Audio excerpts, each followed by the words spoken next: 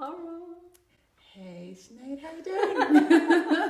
I actually wanted to start today by saying thank you to you because you are, I don't even know if you know this, but you are the reason why I'm doing this. In the sense of, so basically when we were FaceTiming during lockdown with our wine and probably a bit too much. Was there wine involved? I don't recall wine involved. And I was talking to you about doing this, but I was having kind of like doubts about whether I can do it or should do it or whatever. And you said one thing to me, and when you said it to me, I was like, I have to do it. I have to. And that thing was, you said that I was the first person that you spoke to in 4 years about your dad, about losing your dad.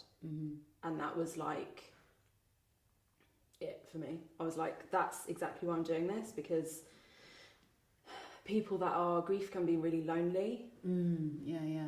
And if you don't have that support network in place, it's just, I can't imagine, like it's impossible. So yeah, I just want to say thank you for that. Oh, well, thank you. And I guess off the back of that, because of how we met and how we got to know each other, and just sharing those stories from kind of realizing we had sort of parallels, I would say, in and around the time that we both experienced grief and kind of coming through that. And having those conversations with you, again, really made me realize that I actually hadn't really spoken about my experience of grief in a way that allowed me to explore my grief and kind of come to terms with, you know, a lot of the feelings that I had experienced and a lot of the impact it had on my life and my life choices, and even to the fact of how we ended up getting to know each other and working in the same space. You know, the impact of my experience of grief made me shake my whole life up, you know. I was going to ask you that actually. Yeah. If that was the kind of thing that changed your, were you already, because as a creative, like sometimes going down that road can be incredibly difficult, especially when you get a bit older and kind of the judgments and, you know, society and what is expected and whatever else. Do you feel like your experience with losing your dad was a turning point? Yeah, for sure. I think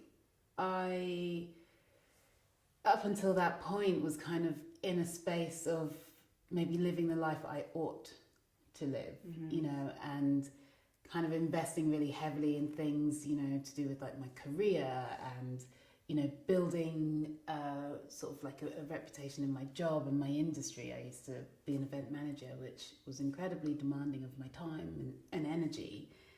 And, you know, working in an environment where there wasn't actually any space, you just had to be on 24/7. You know, you're dealing with people and you're managing events. It's all very stressful, but you had to then very much manage your own emotions in a situation. If there's any kind of issue or conflict or problem, you know, you're always having to go into a situation being on and open and friendly and accommodating. And I lost my dad while I was out of the country. I was abroad, and I sort of flew back from Mexico into a situation of, you know, having to be very practical about the management of our loss as a family. You know, we had a funeral to arrange, we had his affairs to tie up, you know, it was all very, very practical things. And when you think about sort of, I think, is it statutory compassionate leave even is just a week, you know? Yes.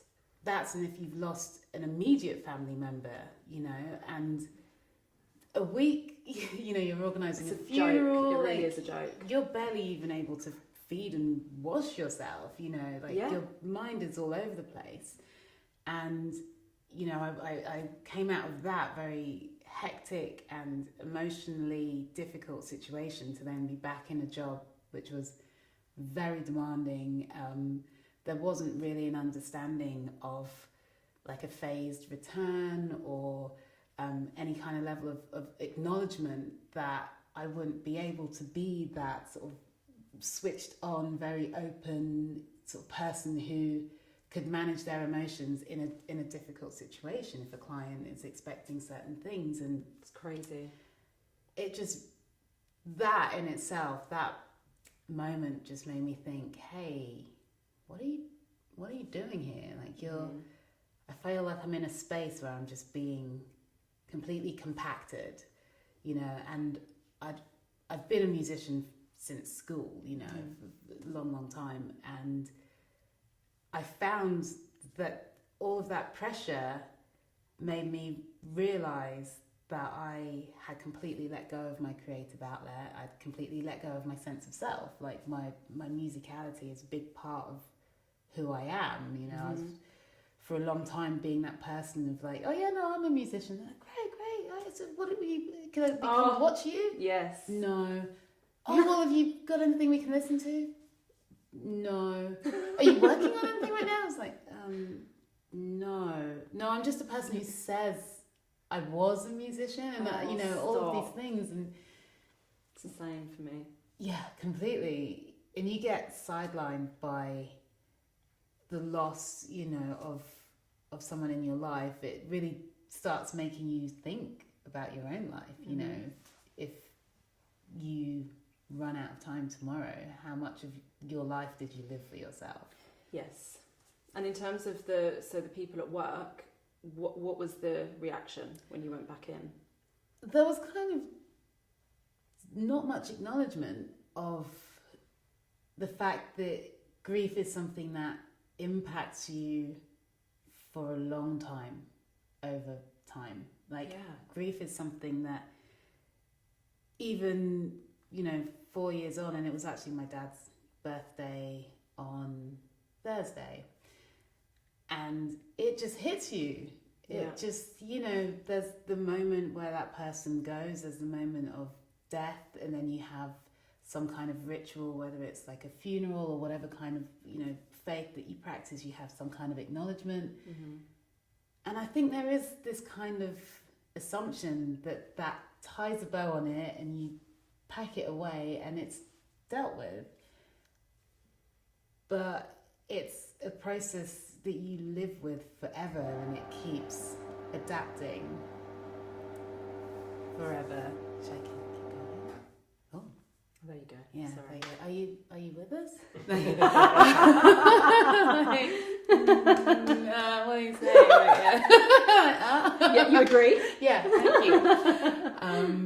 But yeah, it's like it's constantly evolving, and I think, like I say, you get a statutory 1 week off work, and if you're then in a scenario where you have to just go back and pick everything up like nothing had happened, in my experience, there was no support network to manage that, and it kind of,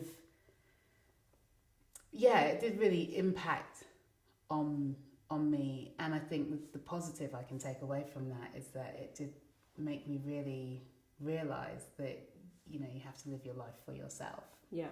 Because you get one, and life is short and long at the same time. So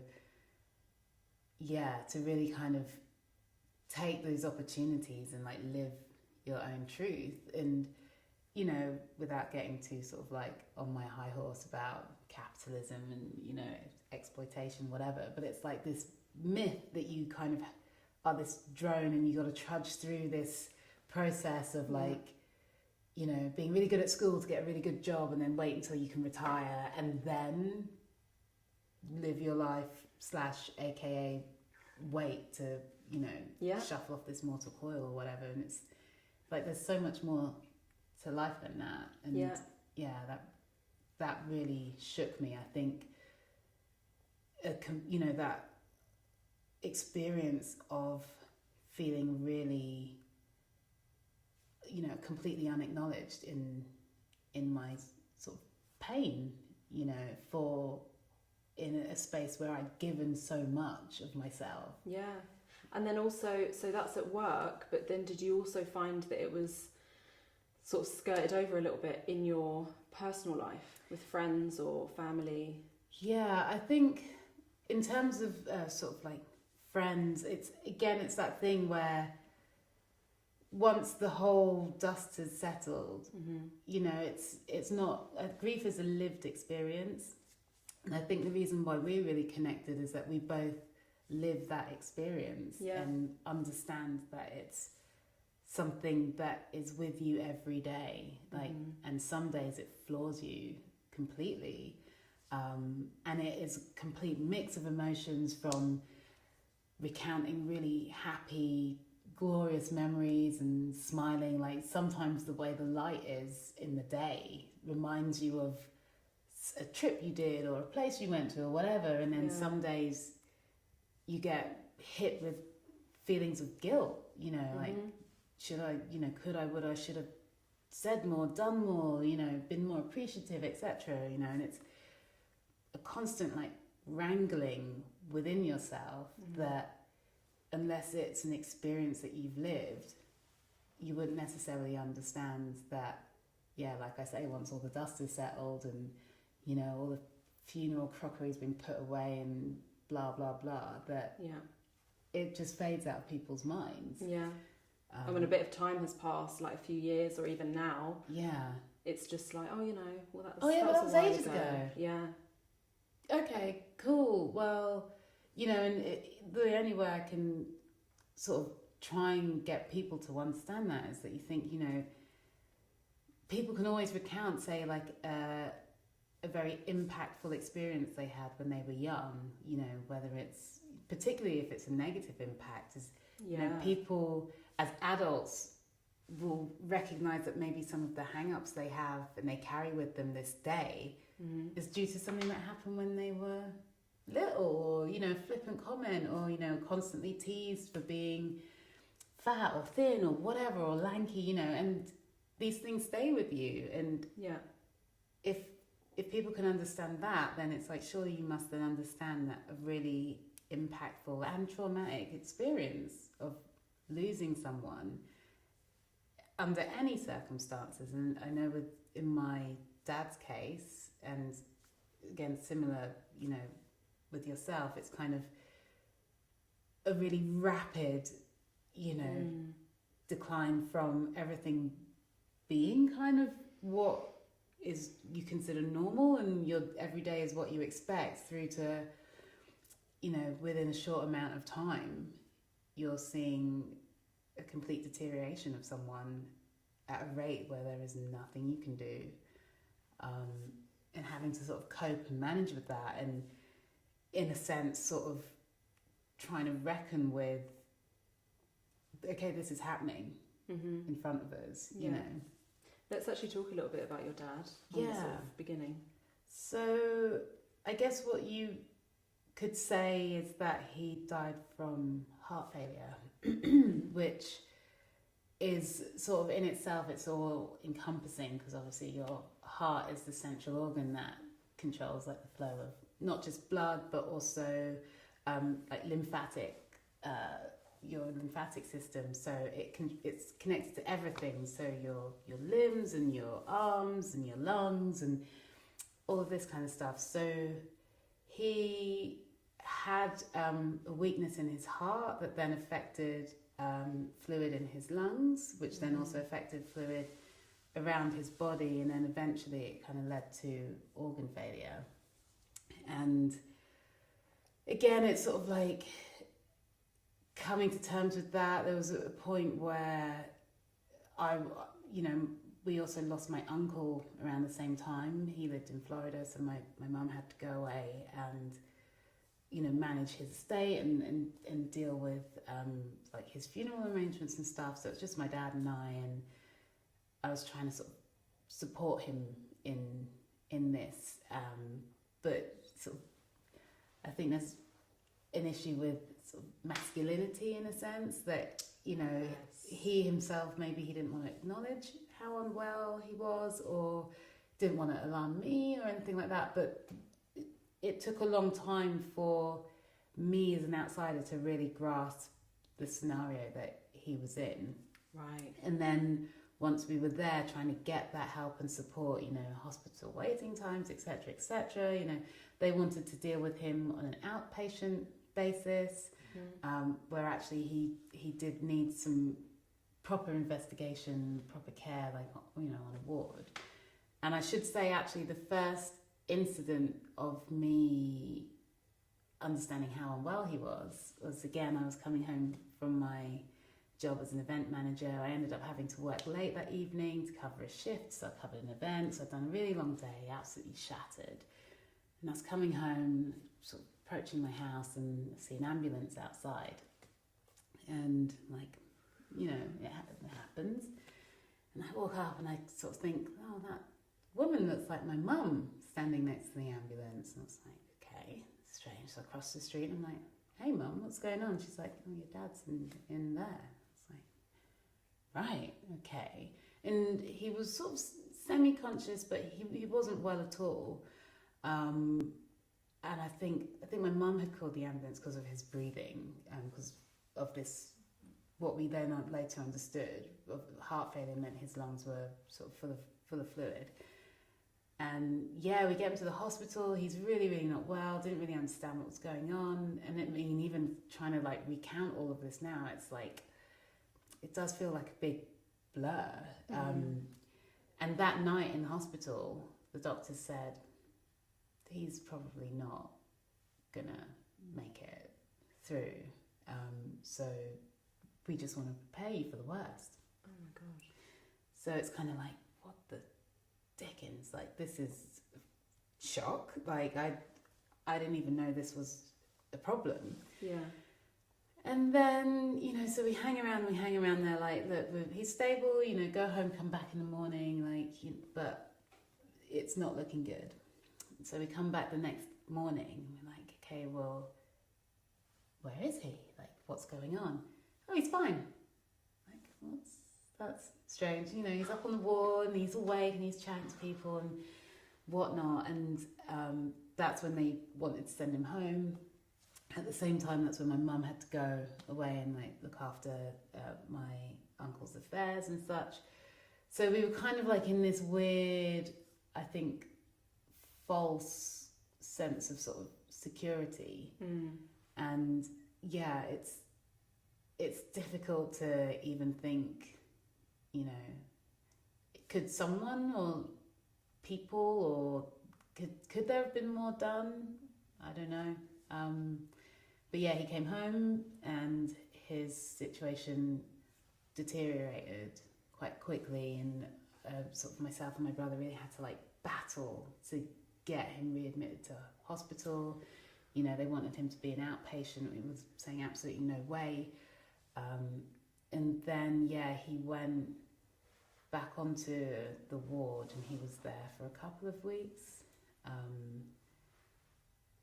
And yeah, I really, had to get away at this time of year because, like, again, I was saying I was under a lot of pressure in my job and etc. So I, you know, felt like some time away would be really good for myself and my mental well-being and such.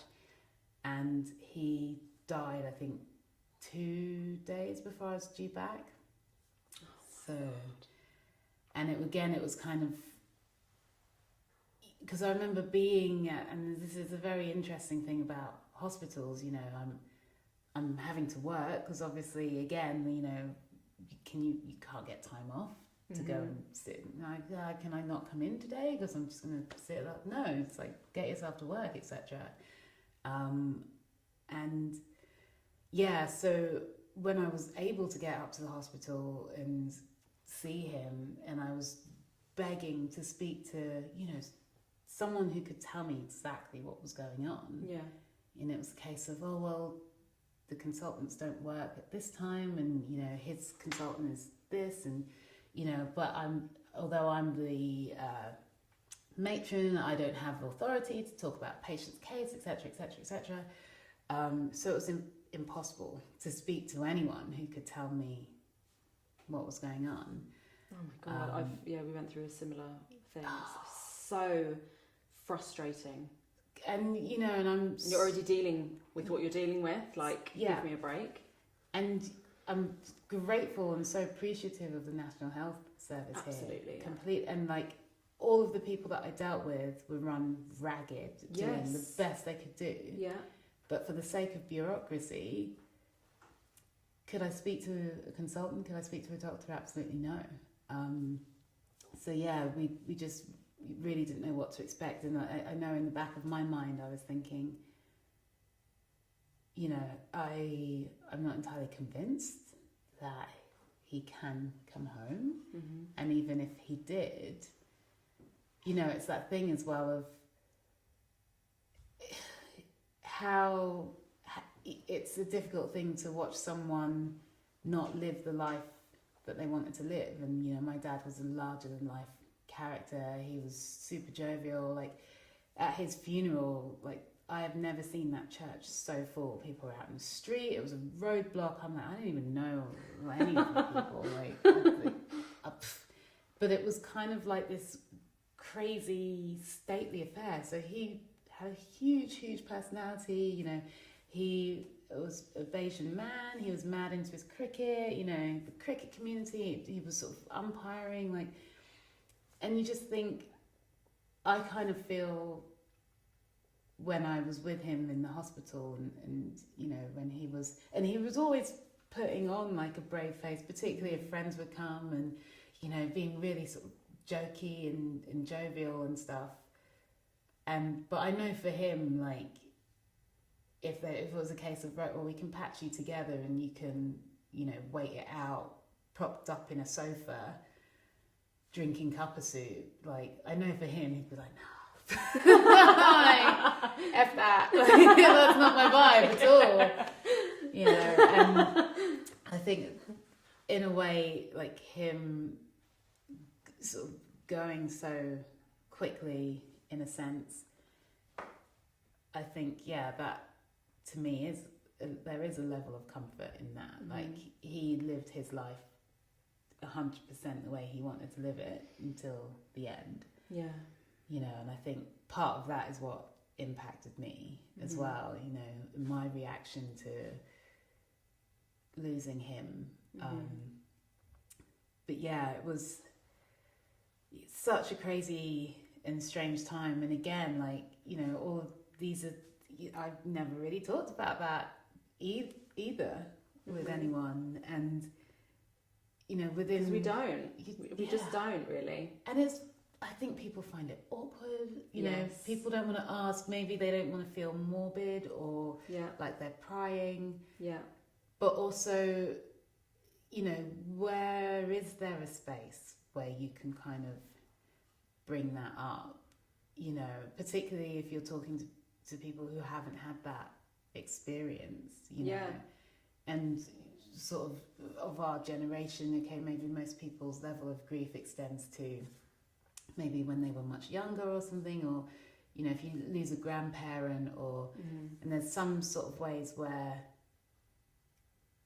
you can rationalize it in the sense of if someone is very, very old, it's part of an expectation, you know, if someone's like 98, you know, and it's like, well, actually, like, okay, but, and it's not to diminish that being a very painful experience in itself, but I think there's already a level of understanding attached to that. Yeah. You know. It's almost in its time. That's kind of... Yeah, without diminishing, like you said, but it's kind of expected at some point. You know, if someone was like 98 and they're like, yeah, well, I'm planning on being here for another 50 years, you're like, okay, we should talk about that. Like, what was it, goji berries? Like, what is that? Like, what you got? Like, you know, what are you putting on your porridge there, Nana? Like, you know, but...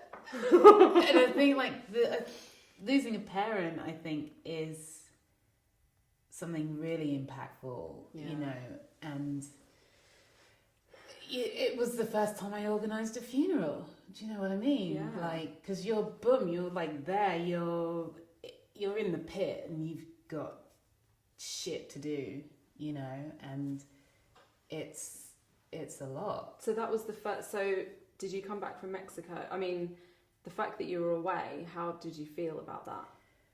Yeah, it was tricky. And I think some of that sort of like tied into like the relationship that I had with my dad in a sense. You know, like we we were a close family in the sense that we all lived together, you know, growing up and stuff, but we weren't, I wouldn't say emotionally close. Okay. And again, that is something that, you know, I'm finding now every year since his death, I find it harder. But, you know, every year it's like, man, you know, there's so much that's changed. And yeah, like rapidly within 5 years of him not being here, so much has changed, you know, within our family, you know, and what we're doing and where we are, and, you know, whether we're having families ourselves and things like that. And yeah, He's missing things. And, you know, it's kind of like, well, we weren't necessarily hugely involved in each other's lives from that perspective. So I don't even know what it would look like if he was still here. And that really, you know, tilts me out in a way as well. It's like a lot to kind of process. And yeah, like I say, I went away because yeah, it's that thing of I don't really understand what my role is here in some respects. And fortunately, the day that I flew out, my mum flew back in, so you know, it wasn't like he was without anyone sort of to be there for him. And in some ways as well, I'm glad that they were able to have that dynamic. You know, they could have that time, just the two of them, and in some ways as well, I feel in the time that I was gone and he deteriorated even further, you know, it's hard to see someone that you care about that's always been sort of like, you know, sort of like I say, like well and jovial and full of life, to then, you know, being sort of propped up in a hospital bed. Yeah. And it's like night and day. It goes from, that's what I have found very traumatic, is that sort of the person that you love the most is just a different person in front of your eyes. And it's really hard to get your head around. Yeah. To accept. Yeah, completely. And, you know, and I think in some cases where someone is, you know, terribly ill or in a lot of pain, like there is a level of comfort that comes when their pain stops. And I think that really helped deal with that, you know. And like I say, you know, had he come through all of that to then not be able to live the life that he wanted to live, not do the things that he wanted to do, to be dependent on people, and again, that would have been something that would have been really hard to witness. You know, grief and loss makes you realize a lot about your life and your connections. And it's just like very clear before and after. Yeah, completely. In so many ways. Yeah. And also very individually. So even though we've been through obviously a very similar experience and we've connected on that, I don't know exactly your experience and you don't know exactly mine. Yeah. It's so complex. Super complex. And with time, it evolves as well. Yeah. Like, super complex. And, you know, again, and I remember sort of feeling very like stoic and pragmatic and such, and you know, and then I'd gone back to work and it was kind of like, fantastic, you're back, like these are all the things that piled up while you were away, because obviously I was on holiday, and then I came back and I needed that time off to, you know, so it was like all of these things have been waiting for you, you know, and I kind of threw myself into it. As you do, you think, okay, well, it's good to be doing something, but that was borrowed time and I snapped, and yeah, I just had, that's everything just fell to pieces, and I thought, right, I have to start changing some things. Like, you know, I have to start investing in my well-being and dealing with this. And interestingly enough, like, I think grief, there's huge taboos, but also still, and in some ways it is changing a little bit, but there are so many taboos around therapy. Yeah. And I know, you know, I've on and off suffered with anxiety issues, things like being like hyper aware, a lot of like self-doubt, like a lot of confidence issues, you know, which again, when you're put into situations that maybe aren't the best fit for you, you have trouble speaking out, you know, and it all sort of, it came to a head, and I thought, look, I really have to do some work on myself now. And fortunately enough, I was able to find, I don't think they were specifically a bereavement counsellor, but I managed to find a counsellor, managed to get there during my working day as well. Because it's amazing. So hard. A lot of these appointments are Monday to Friday, 9 to 5. Yeah. And, oh, well, we can fit you in for 10 sessions of counselling on a Tuesday at 11. Yeah. Well, I can't accept that. And, you know, that had happened to me sort of previously, you know, before my dad was ill, etc. And I was thinking, okay, like I really want to deal with some of these anxiety issues I'm experiencing, you know, related to, again, like working in a workplace that was sort of aggressively, you know, racially impactful on my well-being. You know, it was having terrible workplace-based experiences in this, like, trying to do the right thing and make a career, and coming up against these sort of macro and microaggressions which would feed into my anxiety, which also I think is born out of walking through this world as a non-white person, you know. And they were like, no, well, we can organise you some counselling. Can you make it on Wednesdays at 3:00? Well, no, because I'm temping. What am I going to say to my employer? Like, if you know, Wednesdays aren't so good for me, but, you know... but still pay me. Yeah, no, it's not going to happen, you know. So I had all of these sort of, like, ongoing sort of things that I needed to confront in myself. And I think the catalyst of my dad dying in life, and you're just there with all of this debris, you know, I'm thinking about the relationship I had with him, I'm thinking about the relationship with my family, I'm thinking about the relationship I have with myself, the relationship I have with work, with my creativity, you know, all of these things. And I was able to find a therapist that supported me in starting to, like, comb through the wreckage and work out, right, what are you going to do?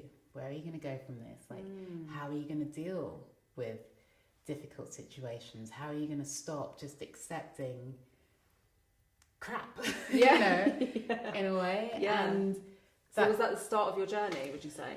I guess so, yeah. Like, I think the loss of my dad really compelled me to take a closer look at my life, and that was the beginning of me, you know, and again in myself, like, debunking this taboo that, you know, therapy is this thing that is for people who, you know, are, like, really struggling. Like, I don't deserve it. I'm not really struggling. I'm all right. I can get by. I'm just gonna pull my socks up, get on with it, toughen up, all this. And it's like, no, actually, I think, and that is changing a little bit. I think, you know, people are much more comfortable with talking about having had therapy, or currently having therapy, or wanting to have therapy. We're in a good time at the moment. Yeah. I feel like finally I'm being understood.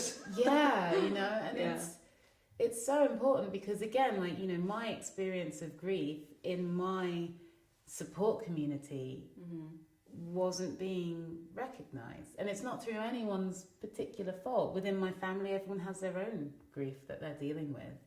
You know, if I want to have a conversation, say, with my mum about my grief, it's going to immediately trigger her experience of grief, you know. So does that stop you from doing that then? It's difficult. I find it's difficult, and I think on some levels there are things that we haven't yet been able to talk about, and I respect that. Maybe that's her need for space, or maybe that's something she wants to hold for herself, you know, I'm not entirely sure, but again, like those things made it really difficult, but having an external person who is trained and can provide support in you exploring these things. And I think, a lot of it was, you know, I knew in myself what I wanted to do. I knew in myself that I wanted to invest more in my creativity, you know, and I knew it was a risky thing to do. And I know I'm a creative, yeah, sure. And like, what did you have for dinner last night? Yeah, you know, like obviously it's risky, but life is risky, you know, and I think it's better to take the time and take those risks. And if they don't pay off, well, look, hey, at least you tried, you know, like when it's your turn to, you know, kick the clogs off, like, you tried, and maybe it worked out and you lived the life that is truthful to who you are, and maybe it didn't, but actually you discover that you really enjoyed selling double glazing, and so it worked out fine anyway. Okay, so I need to definitely cover something with you, which I normally do at the beginning of the interview, but I cannot not do it. So one word that I would use for 2020 is grief. I feel like it's the year of grief. And particularly with everything that's happened for the Black community, how are you coping? Where do you, I know it's a big question, where do you get your strength? Yeah, and I think I actually remember the evening that I saw the horrific and infamous video of George Floyd's murder, and this was before it kind of had sparked the fire that rightfully should be burning. And I remember just seeing it on Facebook and being like, oh, it's happening again.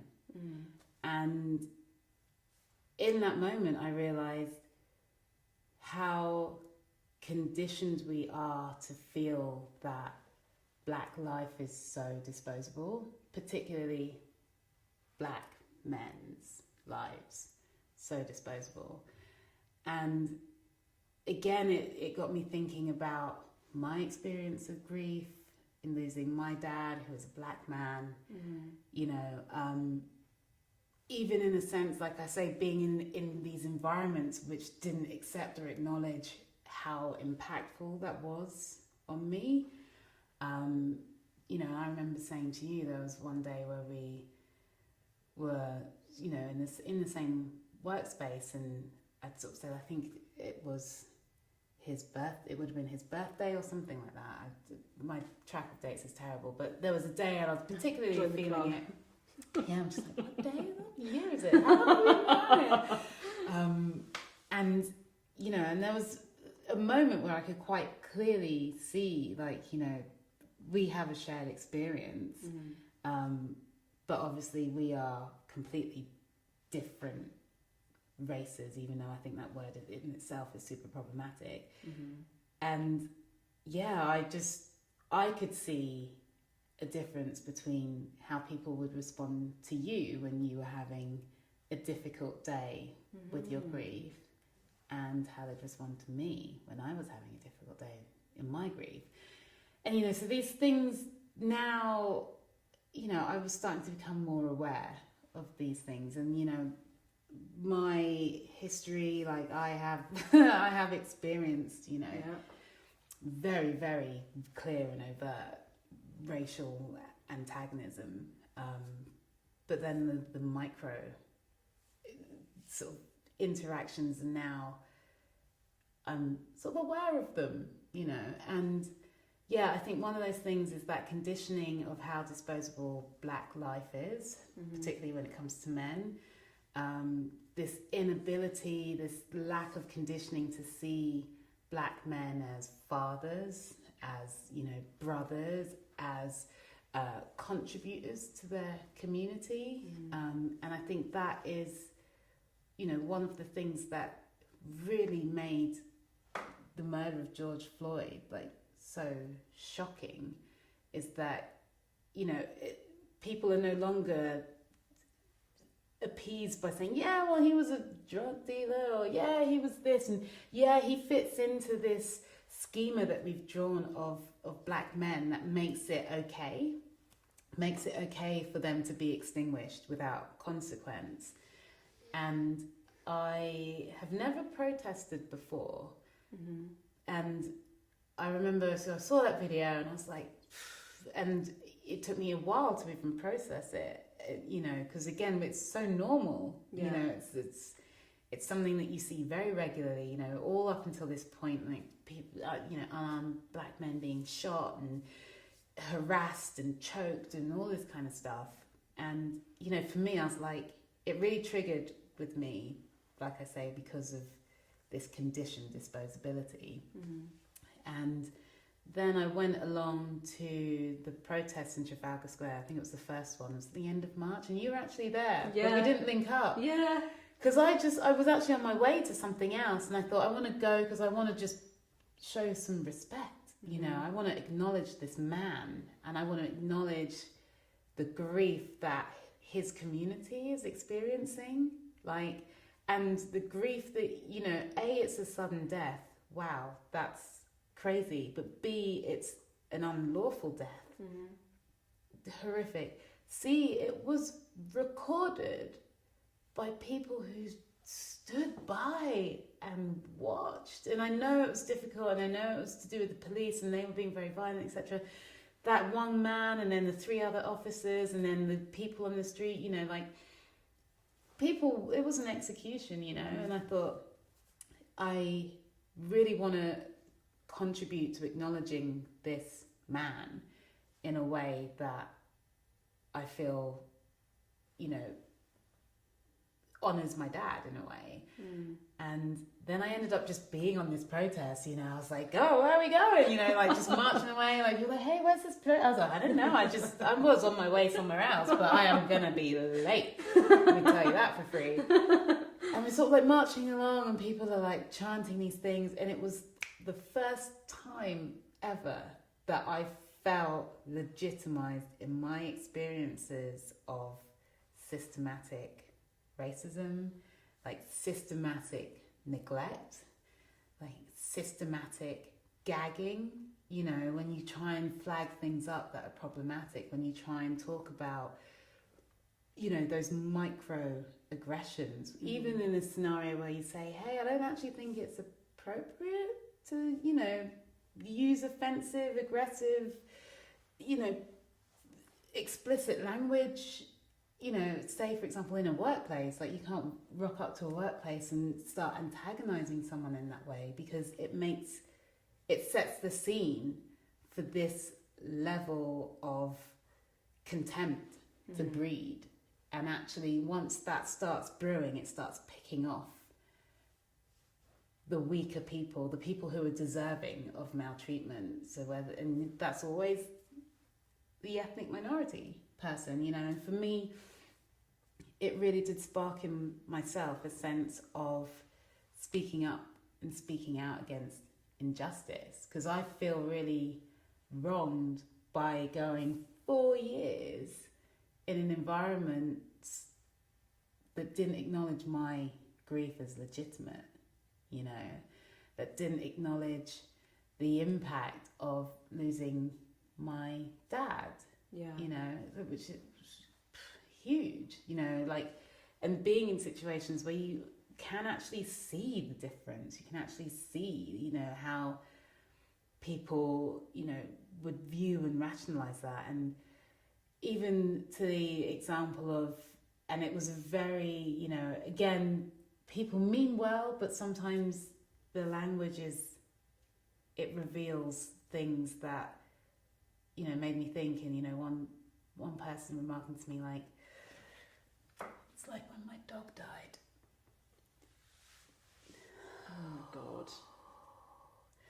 And it's like, I mean, I've never had a pet, so again, I would never wish to speak on that experience. Like, I don't know what it would be to lose a family dog, but you just think, I can see that you're trying to relate to me, yeah. But when you step back and you look at it, it's like, I wouldn't describe the relationship I had with my father as being one of owner to pet. Like I wouldn't necessarily jump in with that as something that would comfort someone who'd lost a parent. Yeah, you know? I think that's the thing that people think by saying that they're saying, "I'm with you." Yeah. Like, oh, I get it because I've had that experience, but no. Yeah. Like I said, even our experiences are not the same. Not at all. Yeah. Yeah.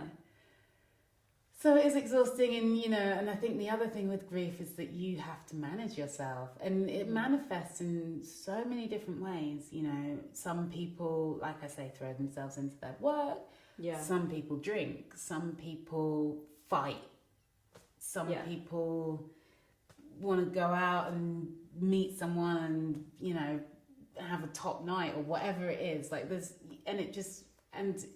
it can change over time. Yes. Some people cry.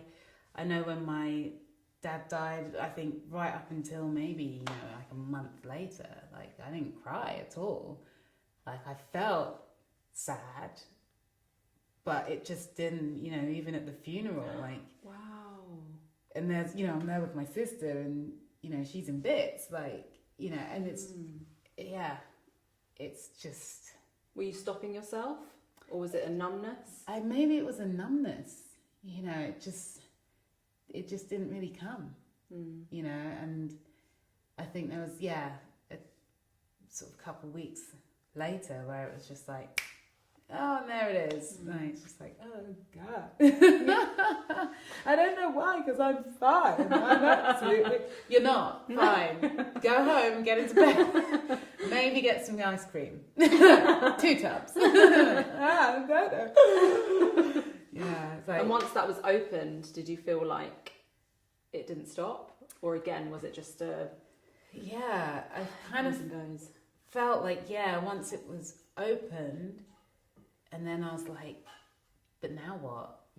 And again, like, and I think this was before I was lucky enough to find a therapist, but it was, what am I'm crying and it's a good release, but, I really feel like I need some kind of comfort or some kind of,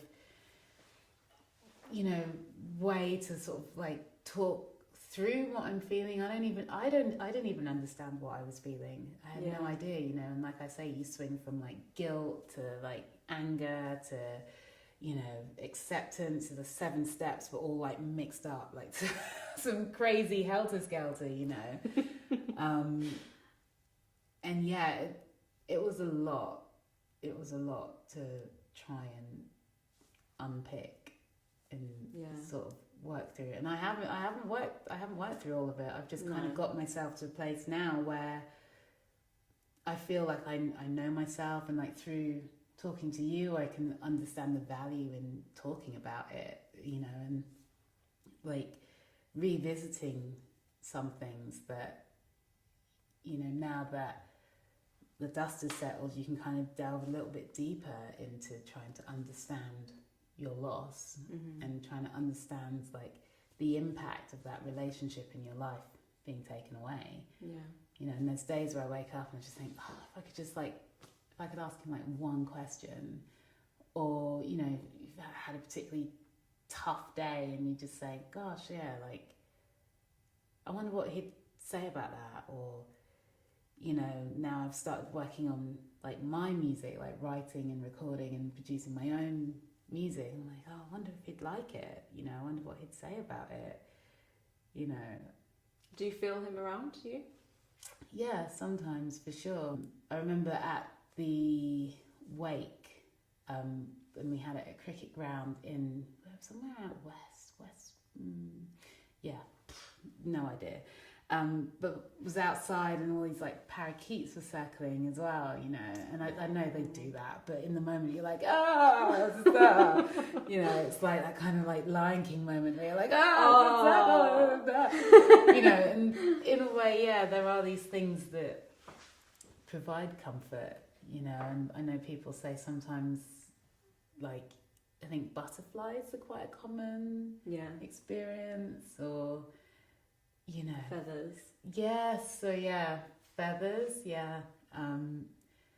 So yeah, interesting. And yeah, sometimes, yeah, I really feel that he's there, you know.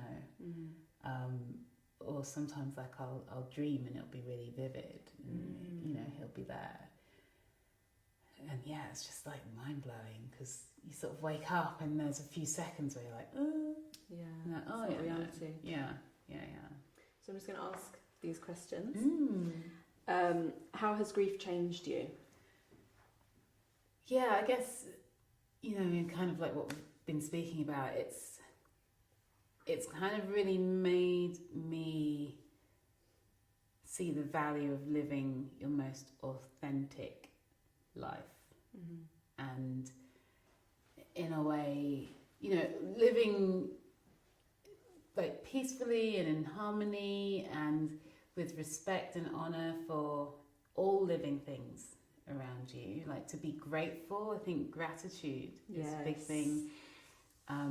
I kind of feel like I've become a much more mindful person, and to try and like not let small and what's the word I'm looking for, materialistic things drive you. I mean, I've never been a materialistic person, as you can tell, model zone.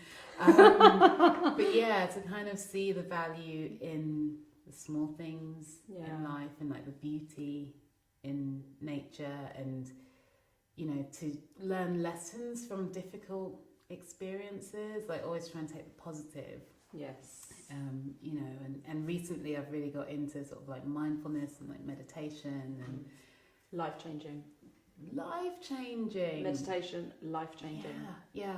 And, you know, and I do a yoga practice as well, like, because when you can just like really be in the moment with your breath and, you know, watching my dad, like watching his body fail, essentially, was like a huge thing for me, where you think this, you know, your body is your vehicle through life, and you get one and you should appreciate it, whatever it is. Like, you know, I don't think there's a person on this planet that wouldn't have a hang up about something about themselves, and I've got many, but you just think, me too. I have one. Yeah. What am I going to do? I can't exchange it. Like, and you know, I'm not about to go and get silicone injected into wherever, whatnot. Like, you know, that's not to say that it's just not my vibe. Yeah. It's not my budget either. So it's like, what you gonna do? Like, you're gonna wake up every day and hate yourself, like you used to, or you're just gonna wake up and think, I'm just gonna be appreciative of what I've got, and you know, and try and use it to the best of my ability and look after it as best I can. So that's been something. It's just a waste of space, really, isn't it? That kind of like depreciation, self-loathing. It's ridiculous, but it's hard at the same time. It's super hard, and gosh, get me, there are days where I'm just like, you have nothing to wear, this wardrobe full of things, like, like nothing. It's like, there are any burlap sacks? No, like, you know. But it's kind of to kind of accept the gifts that you have available to you, to kind of like live in a sense of like abundance. And I know, like, I've always kind of, you know, growing up, prided myself on being a very sort of like dry wit, sarcastic, cynical person. And in some ways I still am, mainly for comic value, but you do have to be grateful. And also we live in a world now where some people have so little, you know, opportunity, access to health, you know, access to like well-being, and especially now with this pandemic and this economic crisis and Brexit, and I mean the list goes on and on. And you just think there's so much out there that is outside of your zone of control, you know, and if you engage with all of that 24/7, you're going to be a wreck. But if what's in your zone of control and right in front of you, if you can be grateful for it, and if you can honor it, and you can contribute. So whatever positive you take out, you put back in, you know, in all of your interactions and relationships and stuff, then yeah, that's been a really big thing for me. And I think also learning to accept like love and friendship. And, you know, I know that my grief initially really walled me off to people. It made me feel completely isolated. It made me really think, oh well, it's just me and I have to deal with it and I'm on my own. And, you know, but again, you only get so far with that until you have to confront it and either live a very miserable, lonely life where you want to blame everyone for not being what you want them to be. It's exhausting. Super exhausting because if you're blaming everyone, it also puts yourself in a position of helplessness. You know, there might be a day where you think, well, I actually want to do these things, but you've conditioned yourself into thinking that it's not possible. You know, but if you, I know for me, you know, a big thing as well, and like with, you know, particularly sort of like relationships within my family and such after that, is kind of not arriving to people with an expectation of what you want them to be for you, but accepting people for who they are, and also knowing in yourself that I have things that within me that I do and how I act that might irritate people. Heck, some people don't even like me, you know. Okay, that's cool, it's your choice. Like, you know, I try and live good and I try and not, you know, negatively impact anyone. But yeah, sometimes people, maybe they just don't click with you, and that's okay. You know, because I can't be everything to everyone, and nor can I expect people to be everything for me, you know. But in those relationships, like, be appreciative of the positivity that they bring to you. What's been your biggest lesson? Yeah, I think off the back of that is, learning to accept help. You know, learning to be able to say, I need a bit of support. Learning to be able to accept love as well. And to know that, you know, I'm a pretty self-sufficient person, but you can't do everything on your own, you know. And like, even saying in an experience like this, like, we're helping each other, and then we've got fantastic support from Johnny. He's like set up the room and like the cameras and such. Like, you know, like, you couldn't do this series on your own.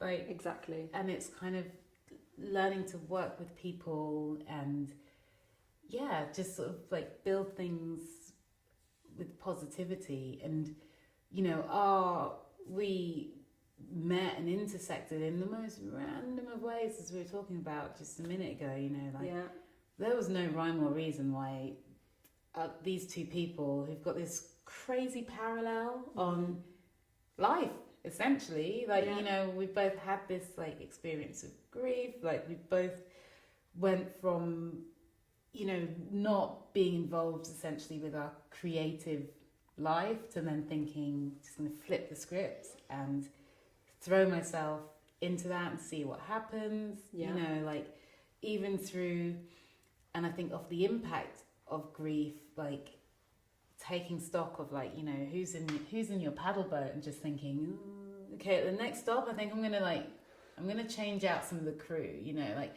it really does make you realize in your life where you've been papering over cracks, where you've been faking it, where, you know, you have relationships, and not that there's any reason, you know, it's not like it's acrimonious, like, disagreement or whatever, but you just kind of, again, realize if you're holding on to things that don't bring you value in your life, like genuinely, I think that moment of grief enables you to let go of things. And I think the act of letting go, you know, even in myself, the act of letting go of this creation that I'd made of myself, this person who doesn't need anyone, and this is how I am, and this is how it is, and these things always happen to me. And, you know, once you let go of these truths that you live in, and open yourself up to other possibilities, once you let go of, say, you know, friendships or relationships that are consuming but not in a positive way. Yeah. And you can kind of, we've been friends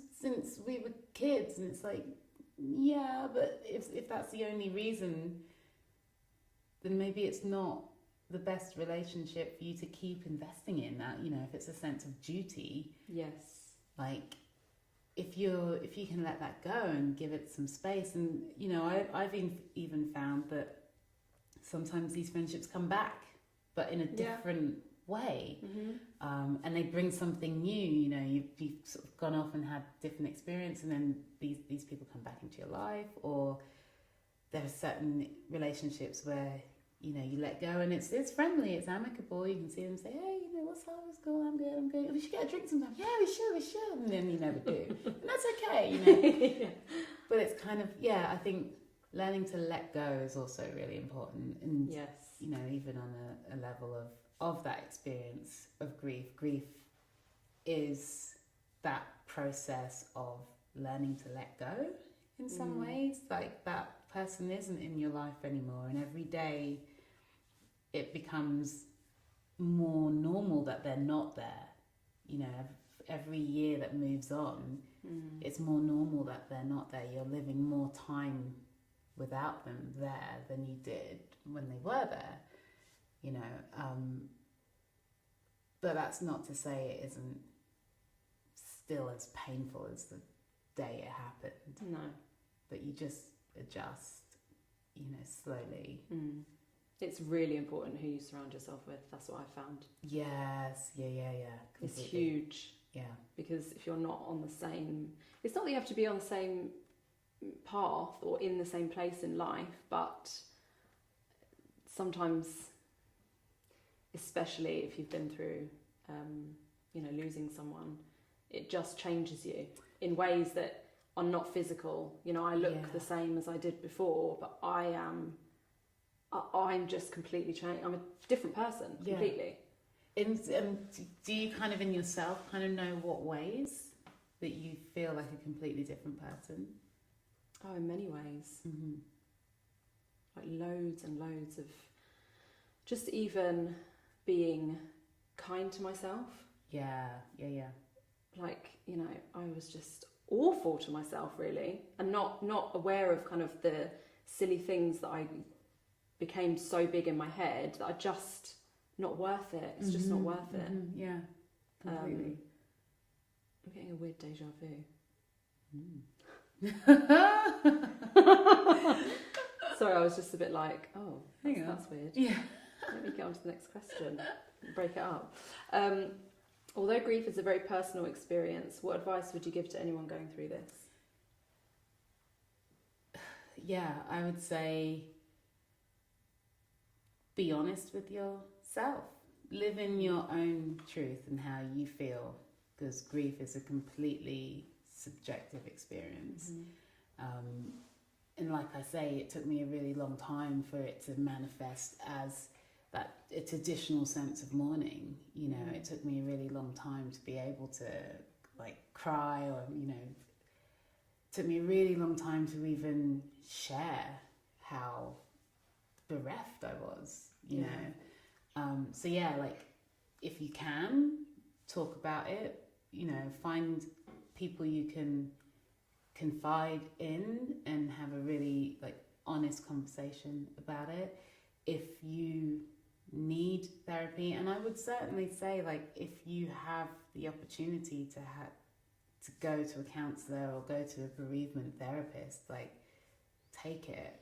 You know, I think a lot of people try and like put a lid on it and like deal with it, but humans are social creatures. Humans are creatures that live in these communities, and actually the way we've evolved, so to speak, into like modern life, where we have these very kind of like compartmentalized existences, very disconnected, super disconnected. You know, the value that we put in like to work and career and like earning, if we invested that much into support and community and like actual like fulfilling networks of connections. And I think a lot of the issues that we see, you know, like even to an example of like a level of like toxic masculinity, and you know, I think men having so much difficulties talking about their problems is that we're now living in an age where we're getting so much programming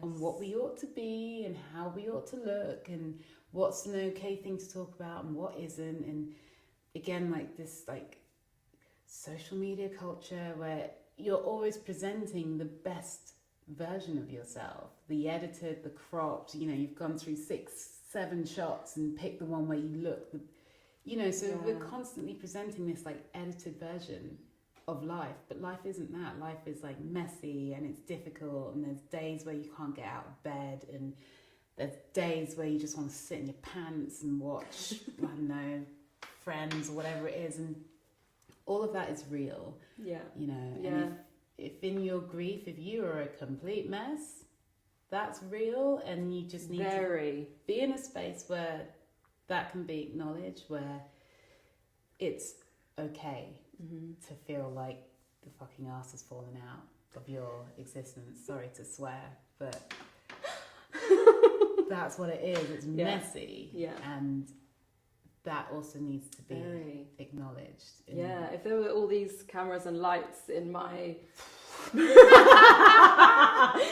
in my room at the time, or even to this day, because even looking at this footage, I'm just looking at it thinking, oh my God, I feel like at some point I need to say, this is not what it looks like at all.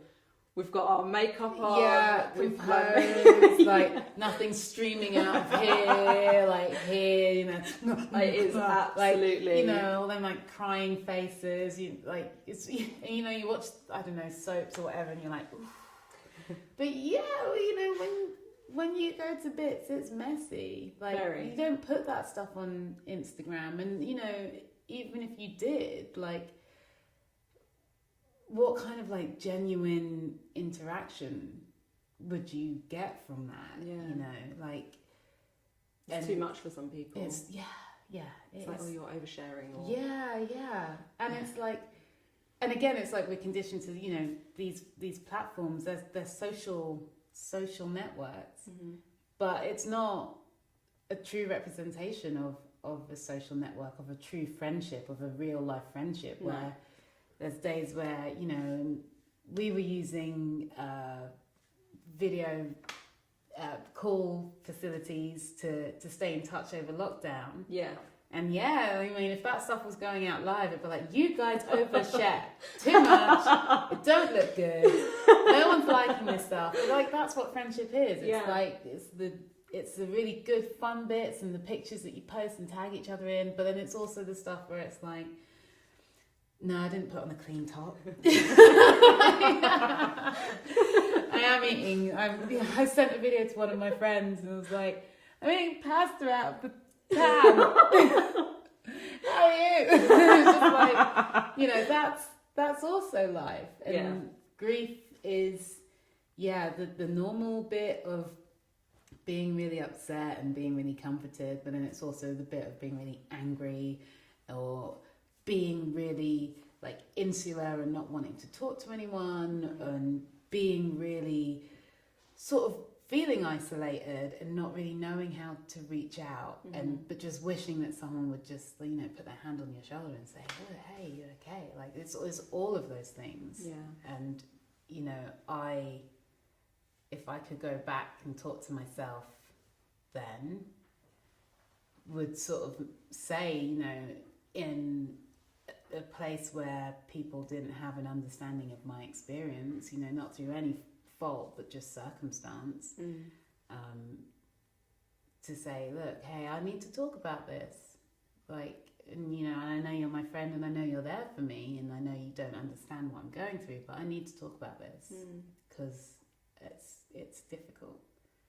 Can you just be there? Can you listen? You know, and even in this interview and sort of like talking about the detail of that, and again, you know, it's too much for a lot of people. It's like, you know, hospital trips and trying to work out what's going on. And like, I remember going up there one time and, you know, having to like put like moisturizer on my dad's legs and stuff, and it's all that gritty stuff, you know, like when someone's ill, it's the stuff, you know, even as a family member, as his daughter, it's stuff, you know, if I had a choice, I wouldn't want to do it, but you just do it, you don't think twice. But it's hard, it's heartbreaking, and you go home and, you know, you just have these like mental pictures in your head of like someone you love just, you know, their life force disappearing, you know, and that's like super haunting sometimes as well. Do you get flashbacks often?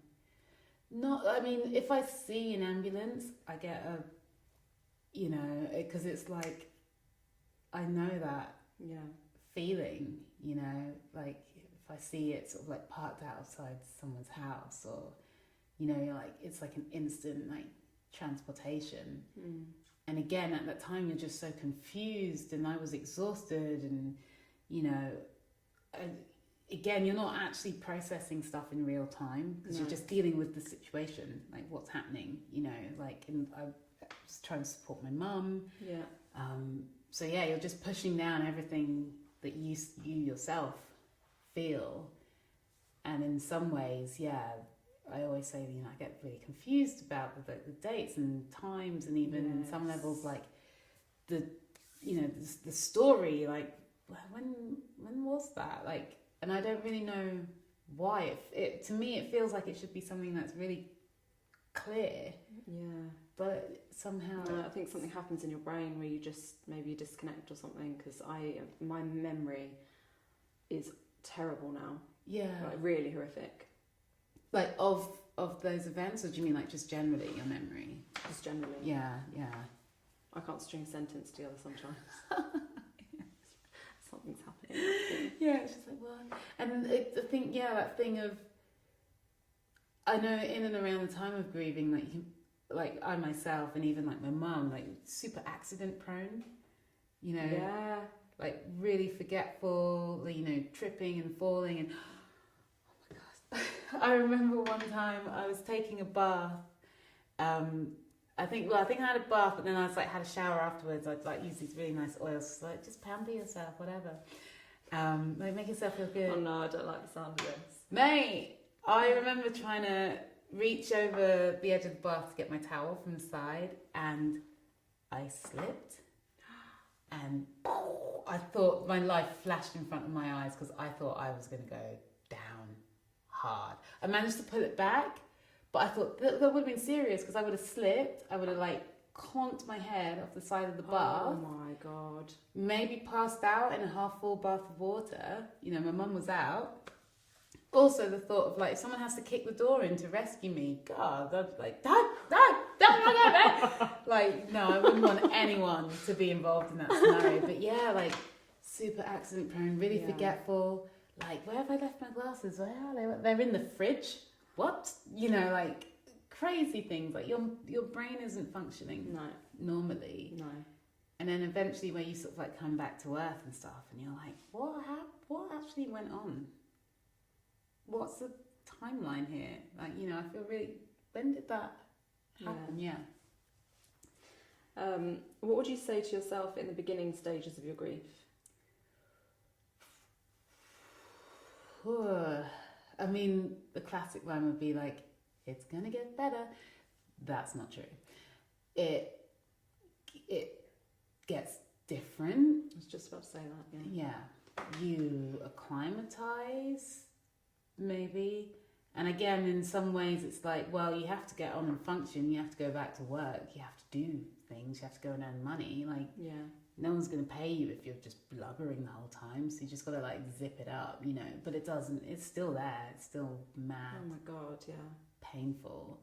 You know, stuff will trigger you, and you'll be right back there. So yeah, I'd say grief is a sense of adjustment to pain, like a continuous pain. but also in that, I think this is actually a quote from Queen Elizabeth. I don't know if she coined it or whether she's quoting someone else, but the first time I heard this expression, I think, was after Princess Diana died. She said, grief is the price we pay for love. Yeah. And I think in some ways that is really comforting. And I think it's a process. I think grief is a way of honouring that person, you know, that although they're physically not here, they are spiritually here, you know, and like not necessarily like a spectre, you know, hovering around, like opening cupboard doors, like, you know, like but like more of a sense of you recognise the impact that they had on your life. And if you can use your grief in a positive way, you know, like we've talked about, and use that as an impactful moment to, you know, just, like turn up your life appreciation. I think that in a way is honouring that person's memory as well. Yeah. And lastly, what's one of your favourite memories of your dad? This is a really difficult question. I say this all the time. Yeah, it is a difficult question. I think, I remember when I was taking driving lessons and my mum owned a Nissan Micra, which by the time I was taking driving lessons was pretty old, didn't have power steering, like nothing, only had like a tape deck. I only had 2 tapes, one of which was a Bob Marley tape, and I only had like 4 songs on each side. So by the time you'd driven for like 20 minutes, you'd exhausted the tape. Do you know what I mean? If you got a small axe, again, like, you know what I mean? It's like stuck in traffic, you've gone like 2 blocks and you've heard the entire collection twice, like, you know. But Mum was like, no, you should take Sara out in the car, and you know, I was a bit sort of at first a bit reluctant. You know, I think it's that age-old trope of like, you know, if you love someone, if they're a family member or whatever, you probably shouldn't teach them to drive. But it's just too stressful for everyone involved. And so as I got sort of a lot better and I was able to just sort of drive, he'd just come out and like, you know, not even supervise, but just kind of be the license holder in the car. And we'd drive around all the places where, you know, he always would hang out in like West London, like was his sort of like stomping ground. And, you know, when he emigrated here from Barbados when he was a teenager, I think that's where he grew up. So we had a lot of roots there and stuff. And we'd set out from where we lived and we'd drive and he'd be like, take left here, you know. And we'd end up in sort of like Harlesden Way or whatever with Bob Marley, you know, going around, small axe, and my dad just like leaning out the window like, Leroy! The daughter here. Drive the car! Just like, drive the car! It's like, you're going to have to give me more instructions than drive the car. Like, what's it, change gear? I don't know. Power steering, you know, whatever. And like, it's you! You know, he was just like a larger-than-life guy, and like he had so many friends, and we'd just sort of drive around, and he'd be wearing his like baseball cap, and just sort of like, hanging out the passenger side of his daughter's ride, just like hollering at his mates, because he was just, I love that. Like a proper character. He had a great sense of humour. He was super gregarious. He was like, life and soul. I think I definitely got my party streak from him, you know, like, it's like, like, where are we going next, guys? You know, like, that's my dad. Like, so yeah, I think that's, and I'm so grateful for that time, actually. And another, when I was studying out in West London, and at the weekends I'd come home, because, you know, it wasn't that far, so I'd maybe come home at the weekends, and unfortunately not to get my laundry done, because that stopped a long time. I think I was having to do my own laundry from the age of like 10 or something. It's like Caribbean parents are like, and then do mine, and you're like, what the, do I have pocket money for what? You have food and a bed, what more? It's just like, what? Okay. But he'd occasionally like pick me up to drive me home, and that would be nice, like, you know, spending time in the car with him. Well, he used to drive a van, like listening to music and stuff. And then sometimes we'd stop off at one of his locals and be like, it's my big daughter. Aww. Well, not the big one, my sister was the big daughter, but he'd be like, it's my daughter. And yeah, I think if I could have a few more days like that and actually really appreciate them now, you know. And it's always difficult with parents because, you know, once you stop being a child and when you're forging your life as an adult, and sometimes it can be really irritating that there's someone there telling you what you ought to do, or someone who always sees you as their kid can be a bit frustrating, or, you know, even in some senses, like I say, you kind of have this like expectation or, you know, a want for them to be something else or like someone else's parents, or, you know, why are my parents so tough on me, or whatever, why can't they be like so and so, you know. And yeah, like I really feel terrible that I didn't appreciate him more. And I think that sucks. But now you do. Now I do. Now I know. And it's, And it's always in hindsight. Always. Yeah. Always in hindsight. And I think, again, like we talked about earlier, and I think growing up in a world where you're a minority and you're conditioned into holding value of certain things over other things, and I think I never really, when he was here, was given an opportunity to like really hold value in his experiences. Like I say, that kind of the invisibility of the Black experience, I would say, growing up, particularly, you know, I grew up in, you know, the late 80s, 90s, my formative year, like, you know, people are talking about diversity being a challenge now. Back then, you didn't see yourself, you didn't see your family represented, you didn't have any positive reinforcement of yourself in any way, shape or form. And I feel that is a lived experience for all of us, for anyone of, you know, my generation that is you know, a non-white person in the UK, particularly first generation kids, which I am. I think, unless you had a community that you were part of, and I think in some ways, like, you know, religion is really important. Like, you know, if you're part of like a Muslim community, say for example, you have that reinforcement around you in that sense that you're participating in your culture, you know,